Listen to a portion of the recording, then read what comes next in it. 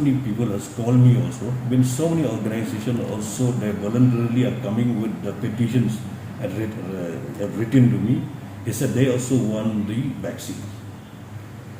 This one we have already discussed. Recently we had the BJP video conference from the national leader. They have already assured me. Now, of course, the shortage is there. I am not denying that fact.